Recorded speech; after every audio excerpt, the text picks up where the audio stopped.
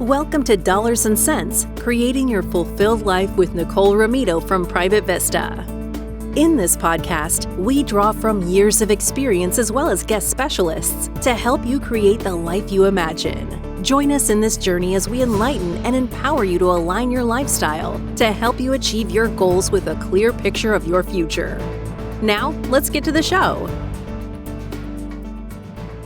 And welcome back to the Dollars and Cents Podcast with your host, Nicole Ramito. Nicole, very good to see you. How are you? I'm doing fabulous today, Bill. How are you?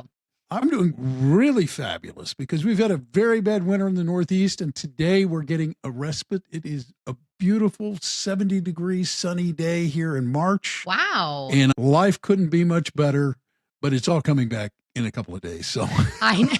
I'll just bask in what I've got now. Exactly. Enjoy it while you can. Exactly. We had that on Sunday here in Chicago, and it was amazing. Everyone was out and about in the city, smiling, happy. Yeah, So it's amazing what good weather will do to people. I know, right?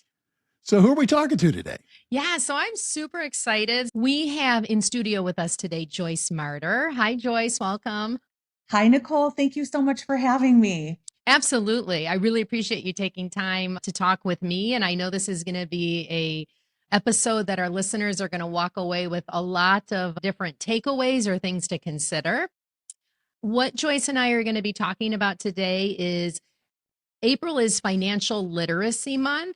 And then that is followed up by Mental Health Awareness Month in May.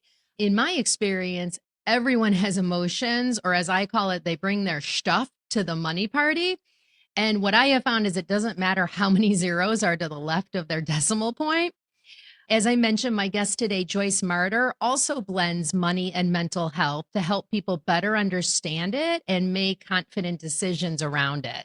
She and I are going to talk about a subset of it, but how parents, or if you're an adult who has you could be a favorite aunt like I am, or maybe foster parent, or just positive influence on a young adult. And how can you teach them to learn effective money habits as they are getting launched into the world?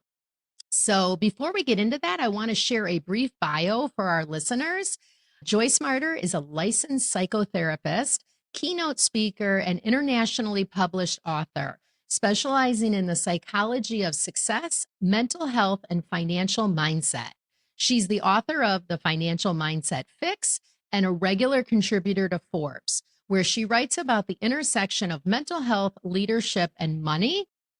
And she's often referred to as America's workplace therapist. Joyce helps people cultivate healthier relationships with money, work, and success so they can thrive. So with that, Joyce, I just love that because I think we're right there at that intersection with our topic today. I know what I was thinking is we had talked about you recently had an article in Forbes that was really geared towards our topic today on as kids are looking to attend college, how can parents shape the conversation so that kind of everyone's aware and prepared on what to expect, what the framework is, contributions, and things like that. So I'm thinking we start off there, Joyce. And one thing I know I will talk to clients about is you've got to start the conversation before we start looking at colleges and certainly before campus visits are scheduled. Absolutely. That financial transparency and honesty is so important. And studies show that 66% of parents are not prepared to pay for college in full. And so this is a topic that needs to be addressed with kids early on so that expectations are clear. And often this requires the parent to do some of their money work. Yes. And reflect on their money psychology and perhaps forgive themselves if they do not have the ability to support their kids financially in the ways that they had hoped. And to normalize that and understand that we're all doing the best that we can, and that's all we can do. And to forgive ourselves and release any undue shame or guilt or anxiety around that. And to have realistic thinking, not to say, okay, I haven't saved yet and they're a sophomore now, but I'm sure I'll get it together in the next 2 years. That's going to put a lot of extra pressure on you. So I recommend having these conversations as early as freshman year of high school, if not even before that, to basically say what the expectations are. I know my parents said, Joyce, we are able to support you in your schools, but we need you to look at only in-state schools, and this is why. And they sat me down with that early on in high school, and that was a great example for me to know what the expectation was and what the possibilities are. And so we want to start those conversations early, certainly before school visits. Absolutely. And can we dive? I love that your parents had this conversation with you. I know, reflecting back to when I was looking at colleges, my parents didn't. And I wish they would have. I feel like while I was appreciative that they were like, anywhere you can get in, you can go, I think I probably would have had different criteria or looked at it through a different lens had we talked about it in the way that you did. Either here's what we can contribute, or as your parents said, if you stay in state, we can fully fund. I think the other thing I found too is that, especially looking at some of my roommates in college who had to contribute, whether they were doing a work study program or they worked on summer and other breaks or took out loans, they were expected to contribute a portion towards their education. I just feel like if you have if you have any skin in the game, you take it a little more seriously. And I know in reading your article, I love that you took the conversation and what you learned from how your parents framed it. You did it with both your daughters. I don't know if you want to talk about that a little bit. And then I'd like to circle back. I know I'm going all over the place. I'd love to dive a little bit deeper in the feeling of shame that parents may experience. And I know, especially here in Chicago, I'm just thinking about depending where you live, if you're in the North Shore area or maybe Hinsdale, Western Springs area, a lot of keeping up with the Joneses. Yes, absolutely. And I raised my daughters in Evanston and definitely Right. can identify with the North Shore pressures that Yes. parents experience, Which are immense. They are immense. And my husband, Jason, and I have a blended family. Yes. So Jason came into my life when my girls were young. Okay. They were 9 and 12. And it was beautiful timing for me because Jason is a school counselor. And my bonus kids that he brought into our family are a bit older than my kids. And he had helped them with the college planning. And so what he had done with my bonus kids is he sat them down and he said, okay, these are the schools that you're interested in. And this is the tuition for each. And this is what I can afford to provide to you. And this is the amount that would be your responsibility to cover in terms of loans, or as you said, Nicole, work study programs, grants, scholarships, etc. And when the kids saw this, they were surprised at, for example, how expensive a private art school was as compared to a local college. Right. And so having these conversations is a teachable moment about financial literacy. And so having it be a partnered conversation where the kid has some choice, some agency, but they're informed about what their responsibilities are. And is it exactly as you said, when kids have skin in the game, it's an opportunity for their financial development, for them to become responsible. Because we not only want to give our kids financial roots and support, we also need to give them financial wings and independence so that they're not on our payroll. Oh, I love that. Into their 30s. Which I think if we have time, I would like to touch on that a little later if we have time on that. Just how I feel like it's just so different from when you and I went to college and then came out of it. So I love that financial wings. I think the other thing it does is also it helps the child or the young adult, right? They're having a sense of ownership. And then also, I would think most are going to come out with a sense of pride that, hey, I helped earn and pay for my college degree. And I would think, give them a sense of confidence. And all those are great skills to carry forward as they're launching into their first big boy or big girl job. Absolutely. It teaches so many skills from financial literacy so that they're aware about interest and loans, for example, or that they know that they have agency to apply for grants and scholarships and they can feel accomplished and they feel more grown up. So with my daughters, I was fortunate that I had sold my mental health practice, Urban Balance, and was in a position to help them financially. However, I involved them in the discussions and they both really wanted to go to more expensive private schools. Okay. And with that, I educated them about the difference between going to an in-state school versus those schools and what I needed them to contribute to make up the difference. And both of them received merit scholarships for their scholastic achievements. Oh, fantastic. That one daughter had $31,000 a year in scholastic merit scholarships, and the other had $26,000. And so they were major contributors in that way. And then I had expectations about summer earnings. They needed to earn at least $5,000 each summer as they were waiting tables or hosting and that type of thing. And then during college, they both worked at a lab. They're both scientists and STEM girls and now women. I love that. Yes, leading the way. And so with that, they feel like it's a collaboration and really proud of it. And my daughter Celeste now is in graduate school and she has a full ride, a full-time salary as a research assistant with benefits. And she's enormously proud of that.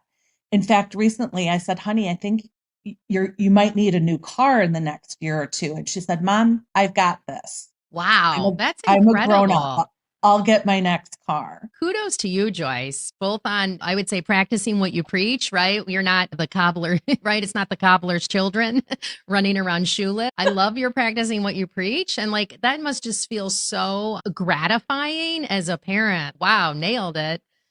I'm enormously proud of them. Yes. And with the cobbler's children having no shoes, of course, I'm a therapist. and of course. So are you saying your kids are completely crazy then or no? No, but I have any good mom and good therapist. I've had my kids in therapy since they were little. You know, I think it takes a village to raise our kids. And so they've had a lot of emotional and psychological resources as well. And I think that's helped them a lot. Of course. Yes, of course. So a question for you, your parents taught you this by both the actions and words and actions. So you lived it and saw it and were able to replicate that, probably tweaked it a little bit with your two daughters.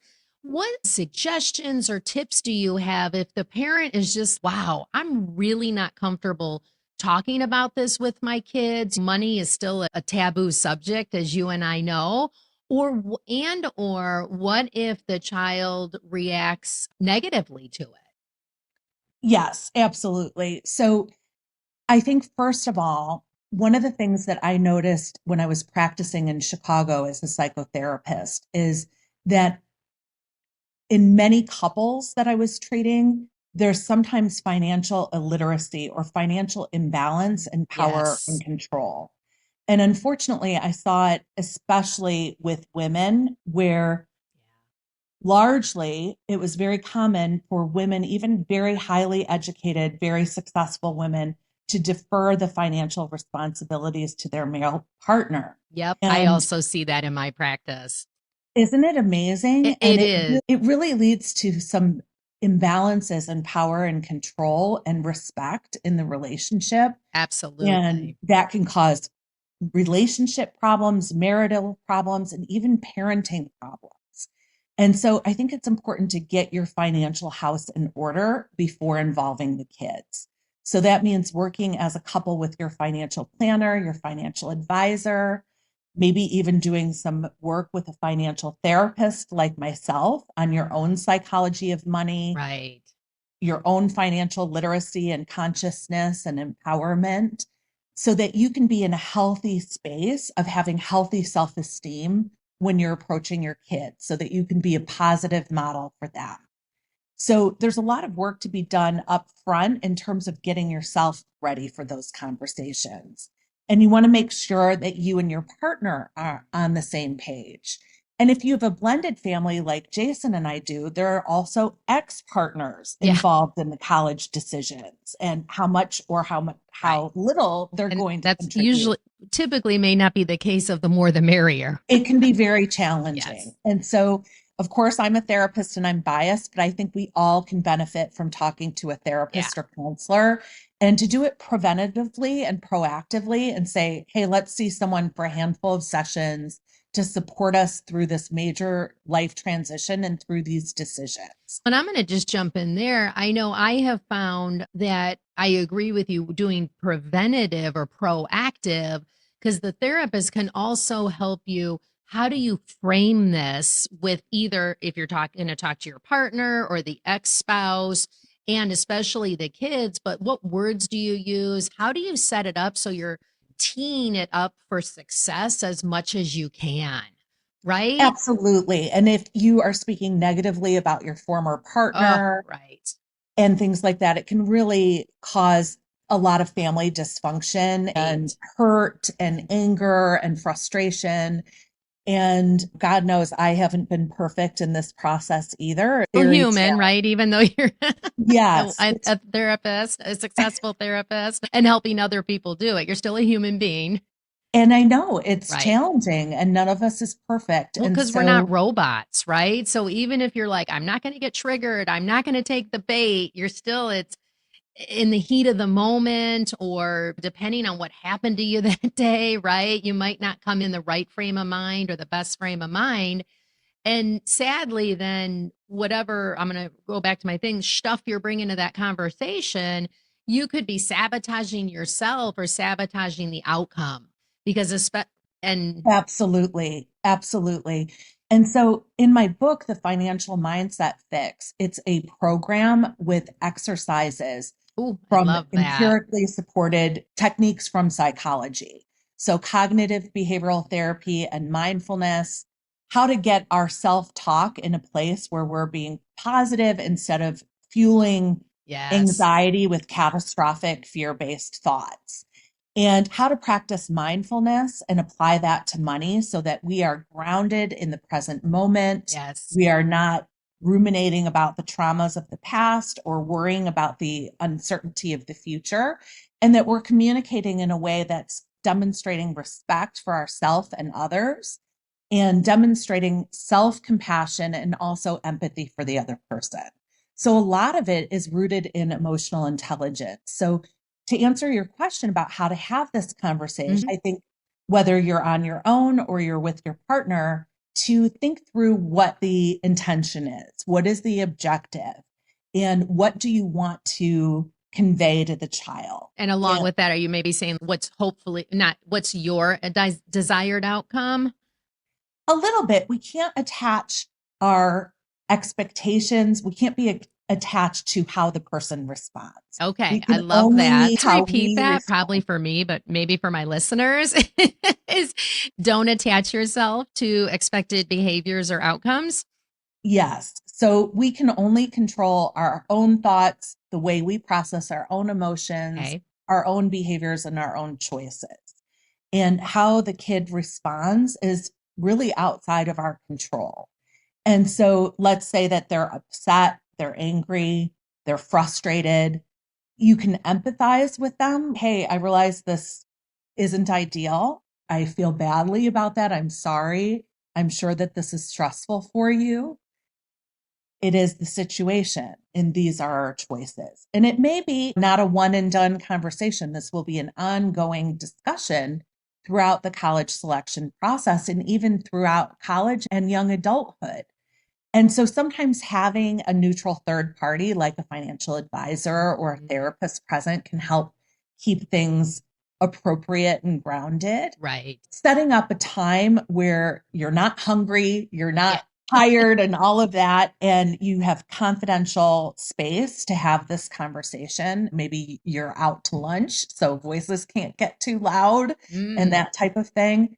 And having a follow-up discussion. So it may be a series of conversations, and it is really important to recognize that we can get caught, and I fell into this, we can get caught into old dynamics. So, for example, my former husband was very boundaried about how he was going to approach college and what he was willing and able to contribute. Okay. And I have tendencies for people pleasing and over caregiving. And so the mama bear in me was like, I will make up all the difference and make everything okay. I will fix it.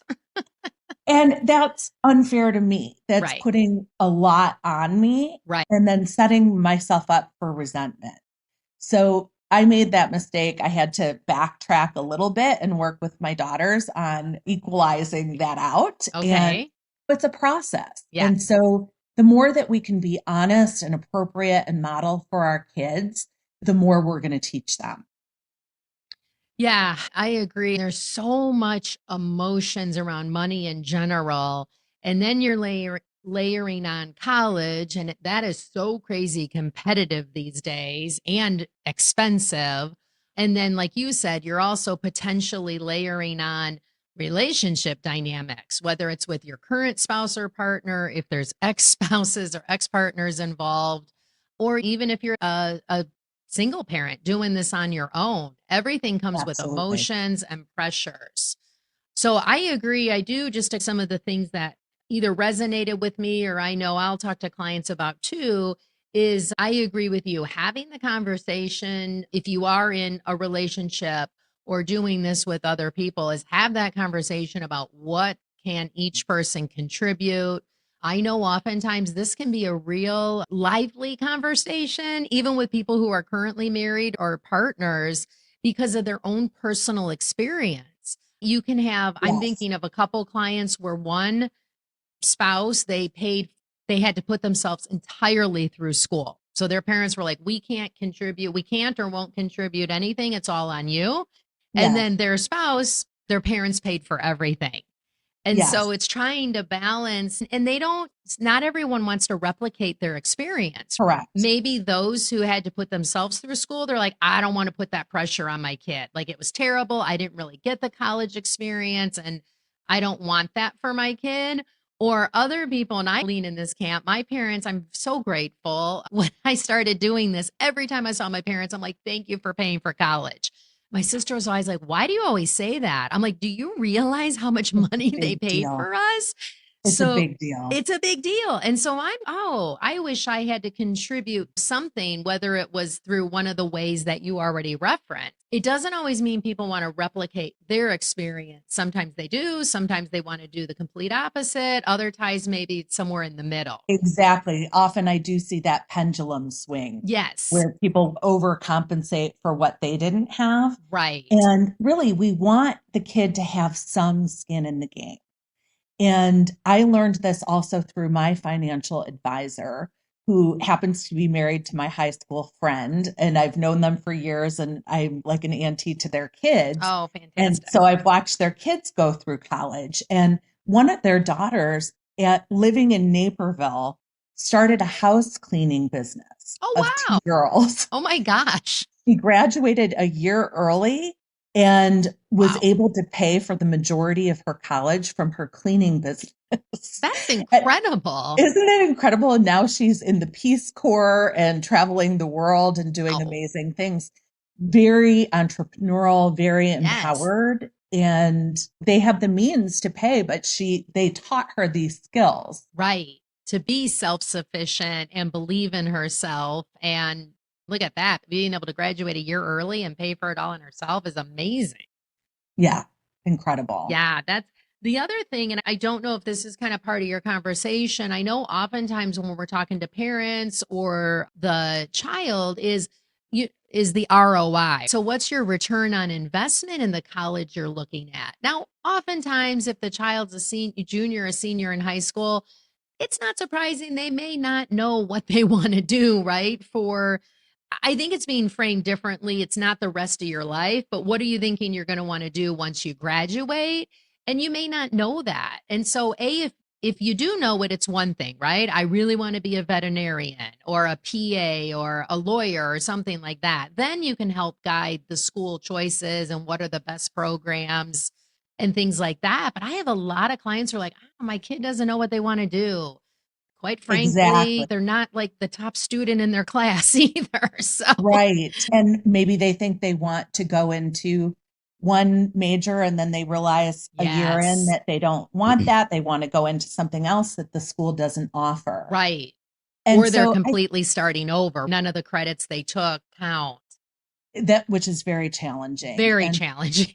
And parents have different opinions about that as well. I went to the Ohio State University for undergrad, loved it because it was such a diverse experience and I could study anything under the sun. Right. And I was undecided Oh, in my okay. major. And so that was a perfect home for me. And then I went to Northwestern for graduate school. And I remember my parents saying, "You're on your own with that. Okay. And we don't understand that decision because it's very expensive and you're going to have these loans and you're not going to make that money as a therapist." And with great love and respect, that was the best investment I made. Wow. Taking 50,000 of student loans, the network that Northwestern provided for me and Right. the level of education that I received, I've made millions off of that 50 grand investment. Absolutely.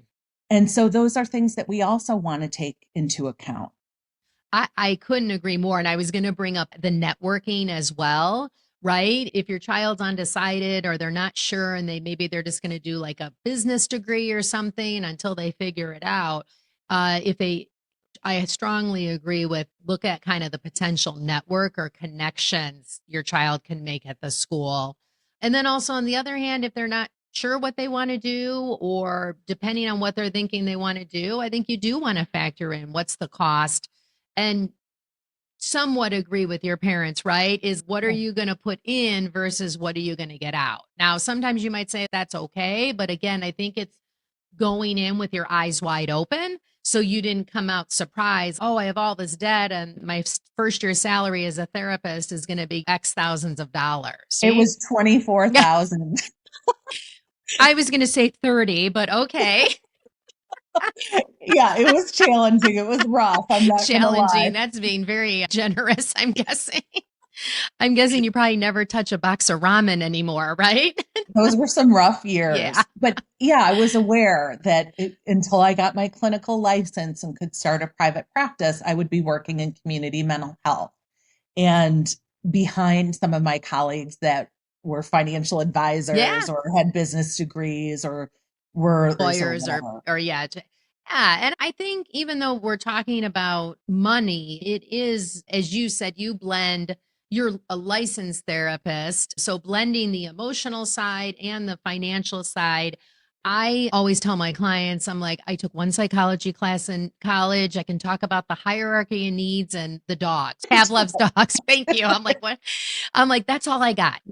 But I have learned there's so much emotion around money. I certainly am not a practicing unlicensed therapist, but just being a safe and non-judgmental space for people to Yes. maybe it's the first time they've said it out loud, either whether it's just me and one person in the room or like you said having a objective third party in the room, maybe they're comfortable saying it to their spouse or partner or child, and that might be for the first time. So I do think we're all human beings. You can be educated, sophisticated, successful, but we're all human beings and have emotions at the core. Like you said, we all have our stuff. Yes. And Well, I joke that we therapists specialize in our own issues. yeah, And so I've had a lot of money I'm anxiety sure.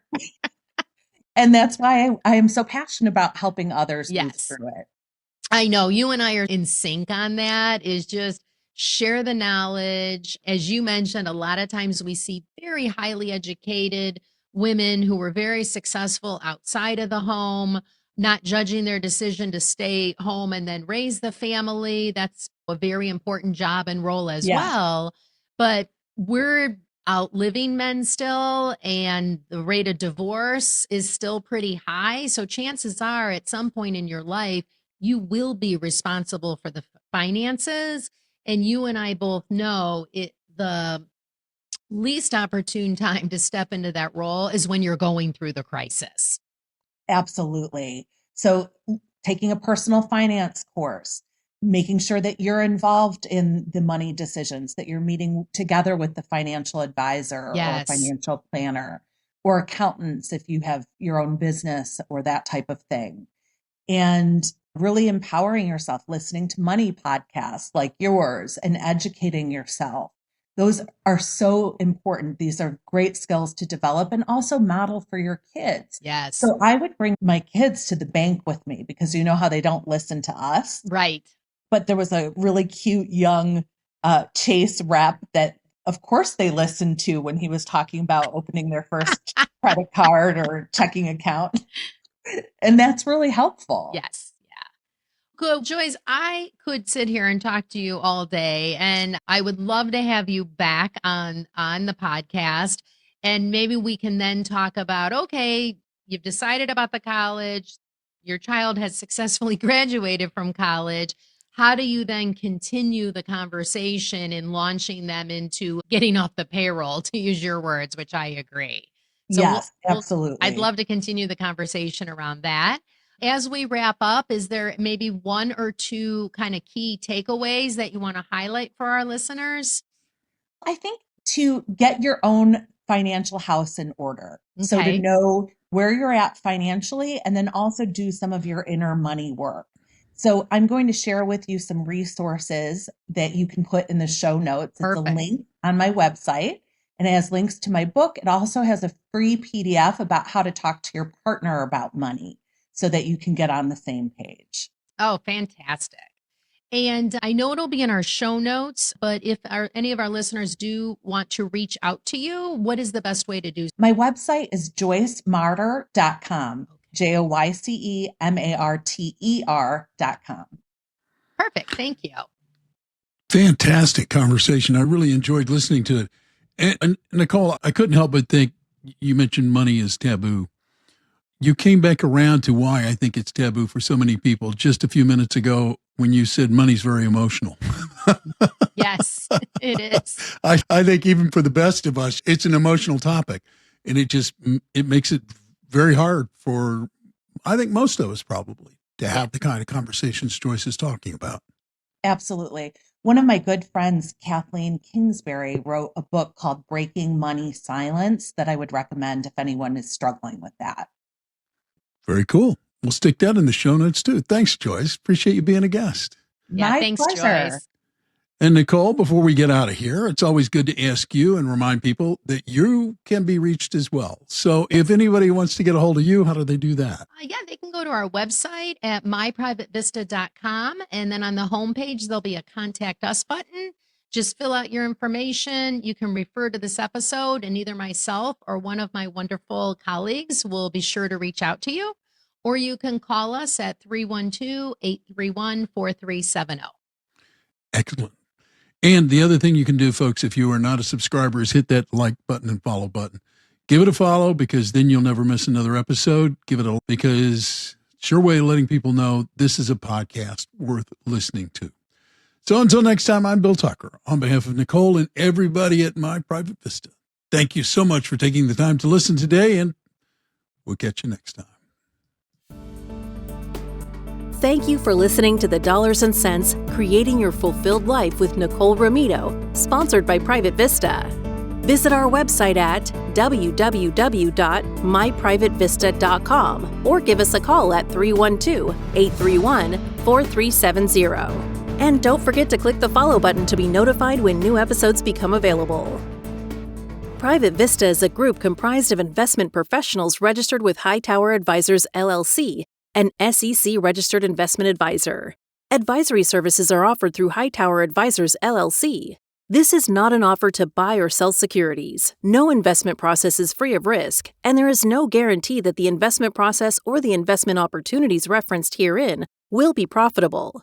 Past performance is neither indicative nor a guarantee of future results. The investment opportunities referenced herein may not be suitable for all investors. All data or other information referenced herein is from sources believed to be reliable.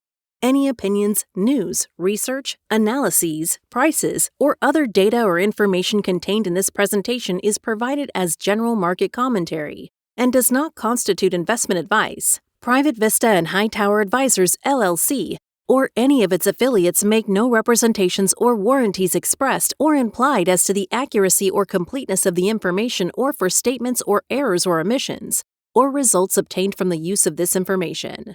Private Vista and Hightower Advisors LLC assume no liability for action made or taken in reliance on or relating in any way to this information. The information is provided as of the date referenced. Such data and other information are subject to changes without notice. This was created for informational purposes only. The opinions expressed herein are solely those of the authors and do not represent those of Hightower Advisors LLC or any of its affiliates.